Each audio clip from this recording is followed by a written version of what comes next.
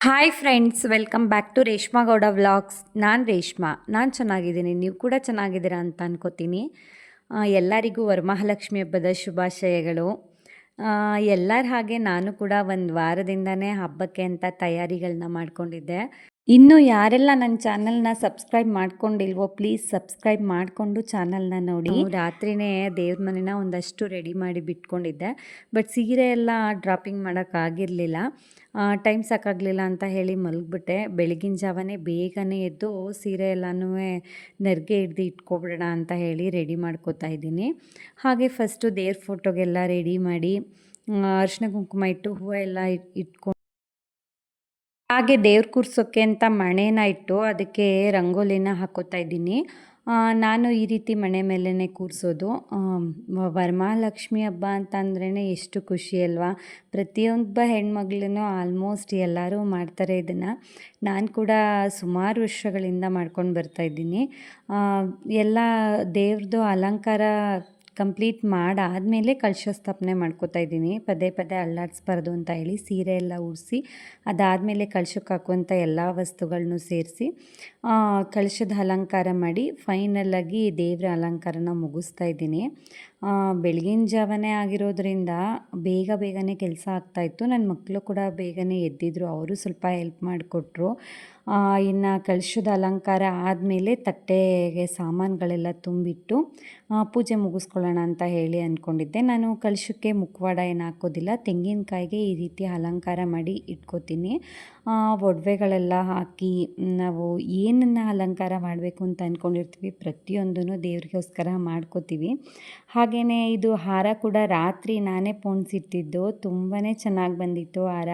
ನಾವು ಎಷ್ಟೇ ದುಡ್ಡು ಕೊಟ್ಟು ತರ್ಬೋದು, ಆದರೆ ಕೈಯಲ್ಲಿ ದೇವ್ರಿಗೋಸ್ಕರ ಅಂತ ನಾವೇ ರೆಡಿ ಮಾಡ್ತೀವಲ್ಲ, ಆ ಹಾರ ಕೊಡುವಂಥ ಖುಷಿ ಎಷ್ಟೊಂದು ಇರುತ್ತೆ ಅಲ್ವಾ. ತುಂಬಾ ಖುಷಿ ಅನಿಸುತ್ತೆ ನಾವೇ ಏನೋ ಒಂದನ್ನು ದೇವ್ರಿಗೋಸ್ಕರ ಮಾಡಿದ್ದು. ಹಾಗೆಯೇ ಕಾಮಾಕ್ಷಿ ದೀಪ ಹಚ್ಚೋಕ್ಕೆ ಅಂತಲೇ ಹೇಳಿ ತುಪ್ಪನ ರೆಡಿ ಮಾಡಿದ್ದೆ ಮನೆಯಲ್ಲೇ. ಬೇರೆ ಒಂದು ಬಾಕ್ಸ್ಗೆ ಕಾಯಿಸಿ ಎತ್ತಿಟ್ಕೊಂಡಿದ್ದೆ ಹಬ್ಬ ಸ್ವಲ್ಪ ದಿನ ಅಂತ ಹೇಳಿ. ಕಾಮಾಕ್ಷಿ ದೀಪ ಪೂರ್ತಿ ತುಪ್ಪದಲ್ಲೇ ಬೆಳಗಿಸ್ದೆ. ಹಾಗೆಯೇ ವ್ರತದ ದಾರ ಕೂಡ ನಮ್ಮ ಮನೆಯವ್ರ ಕೈಲಿ ಕಟ್ಟಿಸ್ಕೊಂಡೆ, ಅವರಿಗೂ ಕೂಡ ಕಟ್ಟಿಕೊಟ್ಟೆ. ಇದಾದಮೇಲೆ ಪೂಜೆ ಶುರುವಾಯಿತು.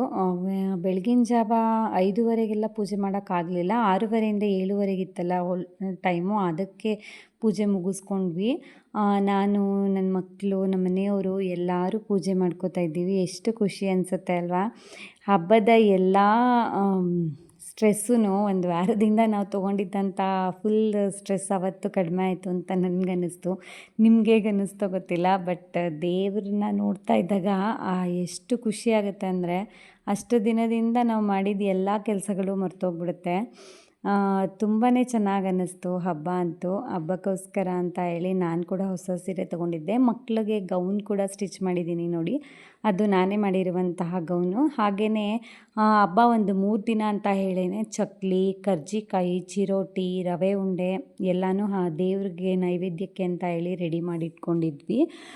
ಅದನ್ನು ಕೂಡ ದೇವ್ರ ಮುಂದೆ ಇಟ್ಟು ಅರಿಶಿನ ಕುಂಕುಮ ಬಳೆಗಳು ನಮ್ಮ ಹತ್ರ ಇರುವಂತಹ ಎಲ್ಲ ವಸ್ತುಗಳನ್ನೂ ಇಟ್ಟು ಪೂಜೆ ಮುಗಿಸ್ಕೊಂಡಿದ್ದಾಯಿತು. ಇದಾದಮೇಲೆ ಬೆಳಗಿನ ತಿಂಡಿಗೆ ಪುಳಿಯೋಗರೆ ಮಾಡಿದ್ದೆ, ದೇವ್ರ ನೈವೇದ್ಯಕ್ಕೂ ಆಗುತ್ತೆ ಅಂತ ಹೇಳಿ. ಹಾಗೆಯೇ ಸ್ವಲ್ಪ ಸಜ್ಜಿಗೆ ಕೂಡ ಮಾಡ್ಕೊಂಡಿದ್ದೆ. ಸಜ್ಜಿಗೆನ ಫಸ್ಟು ನೈವೇದ್ಯಕ್ಕೆ ಇಟ್ಬಿಟ್ಟು ಮತ್ತು ತಿಂಡಿ ಟೈಮ್ಗೆ ಪುಳಿಯೋಗರೆ ಕೂಡ ದೇವರಿಗೆ ನೈವೇದ್ಯ ಮಾಡಿಬಿಟ್ಟು ಪೂಜೆ ಮುಗಿಸ್ಕೊಂಡ್ವಿ. ಮನೆಯಲ್ಲೇ ಮಾಡಿದ್ದಿದ್ದರಿಂದ ರವೆ ಉಂಡೆ, ಚಕ್ಲಿ, ಕರ್ಜಿಕಾಯಿ ಎಲ್ಲ ತುಂಬಾ ಟೇಸ್ಟಿಯಾಗಿ ಬಂದಿತ್ತು. ನಮಗೆ ತಿನ್ನೋದಕ್ಕೂ ಆಗುತ್ತೆ, ಜೊತೆಗೆ ದೇವರ ನೈವೇದ್ಯಕ್ಕೂ ಆಗುತ್ತೆ ಅಂತ ಹೇಳಿ ರೆಡಿ ಮಾಡಿ ಇಟ್ಕೊಂಡಿದ್ವಿ. ಹಾಗೆಯೇ ಮಧ್ಯಾಹ್ನದ ಊಟಕ್ಕೆ ಕಾಯಿ ಒಬ್ಬಟ್ಟನ್ನ ಮಾಡ್ಕೋತಾ ಇದ್ದೀನಿ. ದೇವ್ರ ನೈವೇದ್ಯಕ್ಕೂ ಆಗುತ್ತೆ, ಹಾಗೆ ಊಟಕ್ಕೂ ಆಗುತ್ತೆ ಅಂತ ಹೇಳ್ಬಿಟ್ಟು ಮೊದಲಿಗೆ 9 ಒಬ್ಬಟ್ಟನ್ನ ತಟ್ಟಿ ದೇವರಿಗೆ ಎತ್ತಿಟ್ಬಿಟ್ಟೆ. ಇದಾದಮೇಲೆ ನಮ್ಗಳಿಗೆ ಬಡಿಸ್ಕೊಳ್ಳೋಕ್ಕೆ ಅಂತ ಹಾಕೋತಿದ್ದೀನಿ. ಹಾಗೆಯೇ ಒಂದು 4 ಕಾಯಿನ ಕೆಚ್ಚಿ ಈ ರೀತಿ ಹೂರ್ಣನ ರೆಡಿ ಮಾಡಿ ಇಟ್ಟಿದ್ದೆ ರಾತ್ರಿನೇ.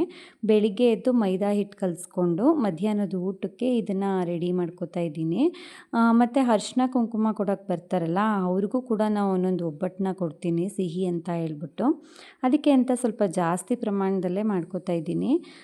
ಮಧ್ಯಾಹ್ನದ ಊಟಕ್ಕೆ ಒಬ್ಬಟ್ಟು, ತುಪ್ಪ ಮತ್ತು ಜೊತೆಗೆ ಬೀನಿಸ್ ಪಲ್ಯ, ಮತ್ತು ತರಕಾರಿ ನುಗ್ಗೆಕಾಯಿ ಎಲ್ಲ ಹಾಕಿ ಬೇಳೆ ಸಾಂಬಾರು ಮಾಡ್ಕೊಂಡಿದ್ದೆ. ಜೊತೆಗೆ ವೈಟ್ ರೈಸು ಇಷ್ಟು ಕೂಡ ಮಧ್ಯಾಹ್ನದ ಊಟ ಆಗಿತ್ತು. ಸೊ ಎಲ್ಲರೂ ಊಟ ಮುಗಿಸ್ಕೊಂಡ್ವಿ. ಒಬ್ಬಟ್ಟು ಪೂರ್ತಿಯಾಗಿ ತಟ್ಟಕ್ಕಾಗಲಿಲ್ಲ, ಊಟದ ಟೈಮ್ ಆಗಿಬಿಟ್ಟಿತ್ತು ಅಂತ ಹೇಳಿ ಒಂದು 20-25 ತಟ್ಕೊಂಡು ಊಟ ಎಲ್ಲ ಮುಗಿಸ್ಕೊಂಡ್ಬಿಟ್ವಿ. ಇದಾದಮೇಲೆ ಇನ್ನು ಸಾಯಂಕಾಲ ಒಬ್ಬಟ್ಟು ತಟ್ಟಿ ಮತ್ತೆ ಸಂಜೆ ಪೂಜೆ ಮುಗಿಸ್ಕೋತಾ ಇದ್ದೀನಿ. ಅರಿಶಿನ ಕುಂಕುಮ ಕರಿಬೇಕಲ್ಲ ಮುತ್ತೈದೆಯರನ್ನ. ಸೊ ಅದಕ್ಕೂ ಮೊದಲೇ ಒಂದು ಸಾರಿ ದೇವರಿಗೆ ಪೂಜೆ ಮುಗಿಸ್ಕೊಂಡು ನಾನು ಕೂಡ ಮತ್ತೆ ರೆಡಿಯಾಗಿ ಅರಿಶಿನ ಕುಂಕುಮಕ್ಕೆ ಅಮ್ಮನೇ ಹೋಗಿ ಕರೆದಿದ್ರು. ಸೊ ಎಲ್ಲರೂ ಬಂದರು, ಸುಮಾರು ಜನ ಬಂದಿದ್ದರು ಈ ಸತಿ ಅಂತೂ. ನನಗೆ ಎಷ್ಟು ಖುಷಿಯಾಯಿತು ಅಂದರೆ, ಮುತ್ತೈದೆಯರು ಹೆಚ್ಚು ಬಂದರೆ ಲಕ್ಷ್ಮೀನೇ ಜೊತೇಲಿ ಬಂದ ಹಾಗೆ ಅಂತ ಹೇಳ್ತಾರೆ. ಯಾವುದೇ ವ್ರತ ಮಾಡಿದ್ರೂ ಈ ರೀತಿ ಮುತ್ತೈದೆಯರು ಕರೆದು ಅರಿಶಿನ ಕುಂಕುಮ ಕೊಟ್ರೇ ಅದು ಕಂಪ್ಲೀಟ್ ಆಗೋದು ಅಂತ ಕೂಡ ಹೇಳ್ತಾರೆ. ಅವರಿಗೆ ಅರಿಶಿನ ಕುಂಕುಮ, ತಾಂಬೂಲ, ಸಿಹಿಗೆ ಅಂತ ಹೇಳಿ ಒಬ್ಬಟ್ಟು ಎಲ್ಲನೂ ಕೊಟ್ಟು ತುಂಬಾ ಖುಷಿ ಅನ್ನಿಸ್ತು. ಇಷ್ಟು ಪೂಜೆಗಳನ್ನ ಮಾಡಿದ್ಮೇಲೆ ನಮಗೆ ಕಂಪ್ಲೀಟ್ ಆಗುತ್ತೆ ವ್ರತ ಅಂತ ಅನ್ನೋದು ಒಂದು ವಾಡಿಕೆ.